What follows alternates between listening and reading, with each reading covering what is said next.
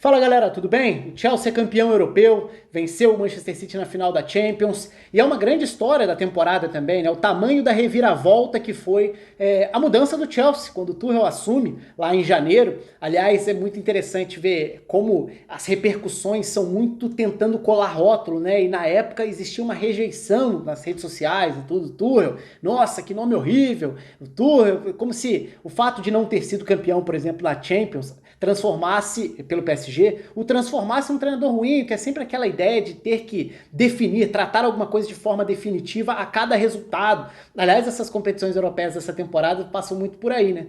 Tuchel e, do outro lado, Unai Emery, treinadores que quando saíram do PSG, por exemplo, eram tratados como os piores do mundo. E na verdade a gente pode falar sobre erros, acertos, decisões questionáveis, momentos bons, momentos ruins, mas não precisa chegar no bom ou ruim, até porque fica um rótulo muito forte e que não dá para ser conclusivo, não por um ou outro momento, episódio, período da carreira. Mas enfim, o fato é que o Tuchel transformou o Chelsea. O Chelsea não era um candidato ao título da Champions. O Chelsea não era não só um favorito, dá para dizer que não era um candidato. O Chelsea se reforça bastante na janela de transferências no início da temporada, contratando jogadores de peso por valores relevantes, gerando a expectativa de qual nível poderia atingir, mas ainda com muitas dúvidas, até porque eram muitas peças novas. Como que seria a formação do Chelsea, quais seriam as ideias, como que o Lampard trabalharia um elenco mais numeroso e de muito mais qualidade, sendo um treinador que se mostrava muito flexível do ponto de vista de mudar formações, escalações, ideias, e acaba que ele é demitido, o Tuchel assume, num projeto muito pensando na próxima temporada também, em aproveitar jogadores que já estavam por lá, mas que ainda não estavam rendendo ou não com a regularidade esperada, pensando em 2021, 2022, amadurecendo o elenco que o Chelsea já tem, dá para brigar num nível acima. E o Chelsea, de fato, não teve regularidade dentro da Premier League, por exemplo, mas ela até acabou ficando em segundo plano, quando a gente olha para o que foi o mata-mata da Champions. E não dá para questionar nada do que foi o mata-mata da Champions do Chelsea, porque foi um time que só ganhou respeito e subiu degrau por degrau a cada fase. Olhando para as oitavas diante do Atlético de Madrid, por exemplo, a demonstração de força do segundo jogo contra o Atlético de Madrid foi de altíssimo nível. Um jogo em que o Simeone tentou se lançar mais pro ataque, tentou colocar uma escalação mais ofensiva, mais agressiva, e o Chelsea simplesmente não deixou. Não deixou porque trabalhava desde a defesa, gerava vantagens na saída de bola, não se livrava da posse, superava a pressão e gerava espaços para acelerar do outro lado do campo. E aí tem até uma semelhança em relação ao que aconteceu nessa final contra o Manchester City. Contra o Porto, até foi um confronto mais equilibrado, mais difícil, mais parelho do que o resultado sugere, mas na semifinal, em compensação, o Chelsea foi muito superior em relação ao Real Madrid, passou por cima do Real Madrid quando a gente fala de superioridade dentro das partidas. No primeiro jogo, então, nem se fala. No segundo também, no fim das contas. Acho que no todo foi bem superior. E na final, diante do Manchester City, também foi bem superior. Também foi melhor. Também foi o time que esteve mais confortável do início ao fim. Ah, o final ficou dramático. É difícil não ficar dramático quando você está falando de minutos finais de um placar apertado com tanta coisa em jogo. Porque o City, embora tenha feito um jogo muito pobre em termos de produção ofensiva, eu vou falar da escalação, das variações e tudo, mas o City foi mais pro abafa. Já era um time completamente diferente em relação à estratégia inicial, tentando muito mais jogar a bola para a área, vendo o que dá, do que sendo superior, colocando a bola no chão para criar dentro do que tinha como proposta. E isso também reflete uma superioridade do Chelsea. Sólido defensivamente, mais uma vez com vários destaques individuais, quando a gente fala individualmente, e mais perigoso a cada recuperação de bola, a cada transição, a cada aceleração, para castigar, e poderia ter castigado mais, porque a gente vai falar, por exemplo, das chances perdidas pelo Timo Werner, e o Timo Werner é um caso muito curioso, porque é um jogador que termina a temporada até com uma enorme rejeição, o que é compreensível, porque ele virou um caso muito curioso dessa temporada. Um caso de um jogador de baixíssimo aproveitamento nas finalizações e que precisa finalizar melhor, porque muitas vezes a definição dele é o que vai fazer a diferença pro jogo, pro placar, para ganhar ou não ganhar um jogo. E ele realmente pecou muitas vezes, inclusive na final, na hora de definir de frente pro gol. Isso faz com que o Timo Werner seja um jogador que atue mal? Não. É um jogador que define mal, mas muitas das vezes ele saía de campo com a confiança lá embaixo por não aproveitar as chances, mas tendo jogado bem em termos de construção de espaços, movimentos, e o próprio gol tem muito disso. Porque o gol do título, né, o gol é uma jogada que é consequência de uma série de fatores. Passa muito pelo movimento do Timo Werner, passa muito pela qualidade de passe do Mason Mount, passa muito por uma vantagem tática que o Chelsea já apresentava em relação ao Manchester City. Mas eu comecei falando pelo Timo Werner, que evidentemente é o mais polêmico e discutível quando a gente fala de nomes, porque os nomes mais óbvios são Kanté, gigante, quando a gente fala do nível das grandes partidas dele, né? O nível nos grandes enfrentamentos, a área de ocupação de espaço, as retomadas, os duelos vencidos, a condução de bola na chegada à frente, o que também é muito curioso quando a gente fala sobre períodos do Kanté no próprio Chelsea ao longo da carreira e como o entendimento sobre o tipo de jogador que é o Kanté muitas vezes foi meio torto e, por exemplo, ele era muito questionado por ter a liberdade com o Sarri para ser um meio-campista. Muito se falava sobre como ele tinha que ser o primeiro e não o Jorginho, quando na verdade o Kanté pouquíssimas vezes na carreira foi um primeiro volante, quase sempre ele jogou numa dupla, tendo liberdade para se projetar, para marcar mais à frente, para conduzir a bola e tendo ao lado um outro jogador, nesse caso o Jorginho, que é mais o perfil de distribuir o jogo de trás. Então, também é muito curioso ver isso, porque são as alternâncias de estilos de treinadores, de características, de exigências, de pedidos que passam por jogos diferentes, adversários diferentes, treinadores, ideias, propostas, sistemas. E o Kanté fez uma grande fase de mata-mata de Champions. É sem dúvida alguma um dos símbolos, um dos grandes jogadores dessa edição da Champions. O que não é novidade vindo de um jogadoraço como ele. Agora, Azpilicueta. Assim, eu acho que é um título para coroar não só o mata-mata dele, mas toda a trajetória dele no Chelsea. Porque ele chega como um reforço nada badalado, até muito desconhecido na época, e vai virando uma peça confiável. Para jogar na lateral direita, para jogar na lateral esquerda, para ser zagueiro num trio de zaga, para funcionar e virar uma liderança e para fazer grandes jogos. Nessa fase de mata-mata ele fez ótimas partidas também e na final não foi diferente. Mais uma vez liderando a defesa, embora, claro, a gente tenha que falar de Thiago Silva, de Rudiger, que cresceu muito com o Tuchel. Infelizmente, Thiago Silva se machuca no primeiro tempo da final. O próprio Christensen teve bons momentos dentro da temporada com o Tuchel. Reece James fez uma bela de uma final também, num duelo em que a superioridade foi gritante ali no duelo direto dele com o Sterling. Mas enfim, aí a gente tá falando de alguns desses pilares. Mason Mount, para mim o grande jogador do Chelsea na temporada, se na Champions foi o Kanté, na temporada para mim foi o Mason Mount, para citar alguns dos caras, né? Daria para falar de muita gente, porque evidentemente o Chelsea subiu uma ladeira enorme em termos de produção, de nível que atingiu. E aí, saindo do lado do reconhecimento de um Chelsea, que é um justíssimo, acho que é um campeão incontestável, pelo que jogou nesses grandes duelos nessa reta final de Champions, vamos falar do jogo em si. E é um jogo que começa antes mesmo da bola rolar, porque começa quando as escalações saem, tinha ali uma novidade. E era, assim, algumas questões que virariam muito discutíveis, eu até vou debater aqui se faz sentido apontar o dedo para certas coisas. Outras eu já acho que são críticas, questionamentos muito válidos. O que eu acho que não faz tanto sentido assim, por exemplo? Debater o fato de De Bruyne jogar como uma peça mais avançada do ataque do Manchester City. Olha, eu concordo, porque eu prefiro, e aí é muito de cada um, eu gosto mais do De Bruyne mais participativo, do De Bruyne mais recuado, que condicione mais o jogo, que participe do jogo de trás, que seja um organizador, que chegue, mas que também inicie. Agora, o De Bruyne que é muito exaltado, e que tem muitos holofotes, é o De Bruyne que mais decide jogos. E ele vinha decidindo muitos dos jogos na Champions por atuar numa faixa mais avançada do campo. Então ele jogar como 9, como falso 9, como uma dupla de ataque com outro jogador de mobilidade, o City não ter um 9, nada disso é novidade, nada disso é invenção. Porque o City chegou até a final jogando dessa forma. Então eu concordo com quem questiona se é a melhor posição para ele. Porque, como eu disse antes, eu prefiro o De Bruyne como meio campista. Agora, não dá para dizer que teve uma invenção nisso, pelo contrário, natural. Mas quando a escalação sai, o ponto que mais chamava atenção ali era o Sterling jogar e o City começar sem Rodri ou Fernandinho.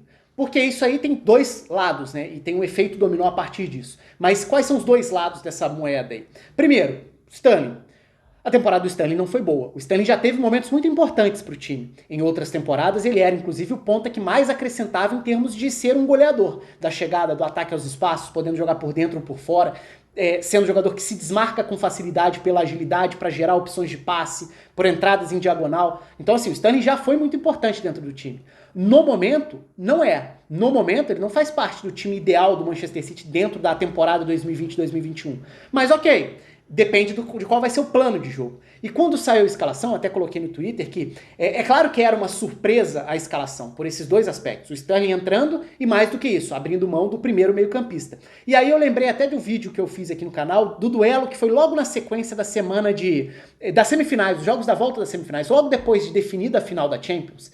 Chelsea e Manchester City se enfrentaram pela Premier League. E eu fiz um vídeo aqui brincando com a ideia de será que foi um ensaio? Porque na verdade eram muitas opções diferentes, eram escalações alternativas e isso era muito natural. Só que naquele jogo o City entrou em campo com uma formação muito diferente. E jogava com 3 zagueiros, com 2 alas e com o Sterling como meio campista, na área do Kanté. E batendo diretamente com o Kanté para atrair o Kanté para algumas áreas do campo em que o Kanté não teria o mesmo impacto como marcador, e por ser também um jogador que não tem a característica do organizador que o Kanté geralmente pressiona com muito sucesso. Então seria um jogador mais ágil para tentar tirar o Kanté daqueles espaços e atacar as costas do Kanté e dos volantes como um todo, porque foi um jogo que o City jogou com Ferran Torres e Sterling como meio-campistas, o que não é nada convencional, e ainda jogou com Gabriel Jesus e Agüero na frente, o que também não é habitual. Então, poderia ter sido de alguma forma um teste para alguma coisa. Então, quando o Sterling aparece na escalação, começa aquele debate. Como será que o time vai jogar? Porque tá abrindo mão de um primeiro volante. Será que a ideia é jogar diferente aqui? É ter o Walker como um terceiro zagueiro? É ter o Mahrez como um ala pela direita? É ter o Sterling como um meio-campista?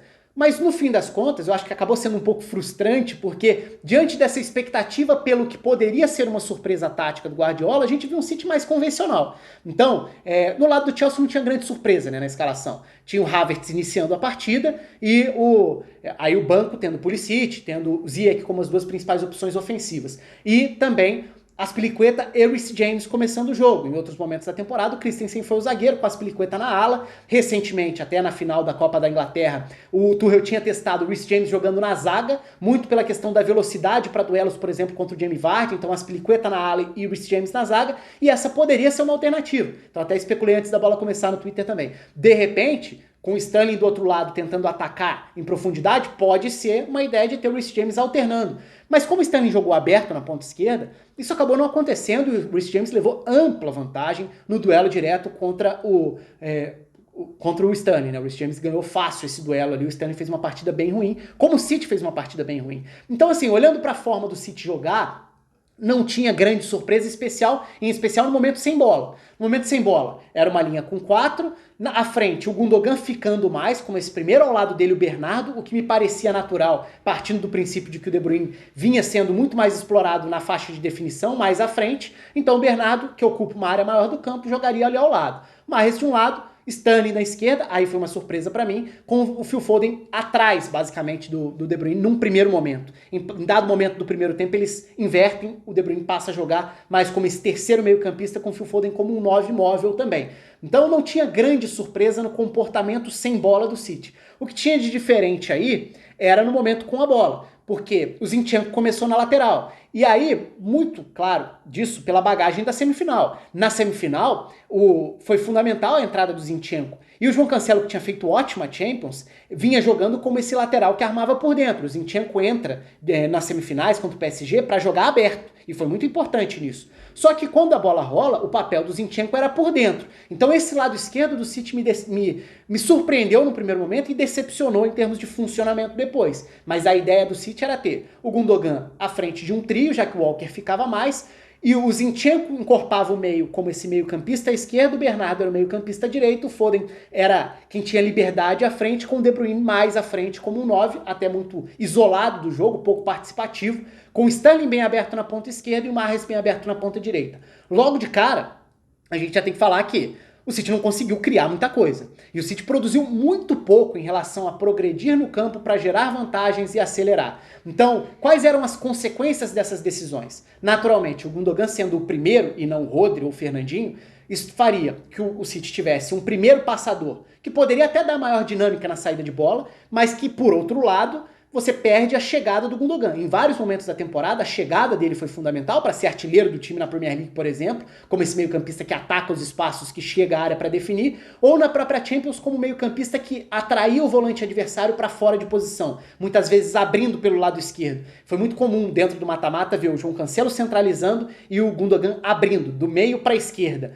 Só que dessa vez o Gundogan era o primeiro, então ele ficava à frente dos 3 defensores e essa era a estrutura de saída de bola do City. Só que uma estrutura que feriu muito pouco o Chelsea. O Chelsea estava muito confortável com a sua primeira linha com 5, funcionando muito bem, dando muita solidez para ganhar os duelos pelos lados. O City foi inoperante, inofensivo pelos lados do campo, quase não criou. E por dentro os 3 zagueiros também fazendo um bom papel, bloqueando muitos dos chutes. No primeiro tempo o Rudiger tem um bloqueio fundamental em cima do Phil Foden, no momento em que o Phil Foden e De Bruyne conseguem tabelar e o Foden invade a área podendo finalizar. No segundo tempo a Azpilicueta tem intervenções importantes também. Então o Christensen tem depois no segundo tempo também, já no momento de abafa, um bloqueio importante. Então foi um Chelsea que na maior parte do tempo bloqueou bem a sua defesa, impediu entradas em velocidade pelos lados e à frente da defesa tinha um Kanté recuperando bola com muita facilidade ao lado do Jorginho. Mas o grande ponto aí não era nem como o City não gerava perigo, era como o City não encontrava a marcação diante do Chelsea. E aí do ponto de vista tático, acho que é o lado mais interessante do jogo, que é a dificuldade que o City teve. Como que o City tentava marcar a saída de bola do Chelsea? O Chelsea sai com 3 zagueiros, naturalmente, com seus 2 alas, não necessariamente tão espetados, mas um pouco mais avançados, 2 volantes, que seriam fundamentais na distribuição, em especial o Jorginho, então aí estava um tópico importante, quem pressionaria o Jorginho? Porque o City nos melhores momentos é um time que trabalha bem a bola, que empurra o adversário e deixa o adversário contra a parede, mas também é um time que pressiona muito bem. E dessa vez o City teve dificuldades para pressionar. Não necessariamente por dentro, a dificuldade maior foi por fora.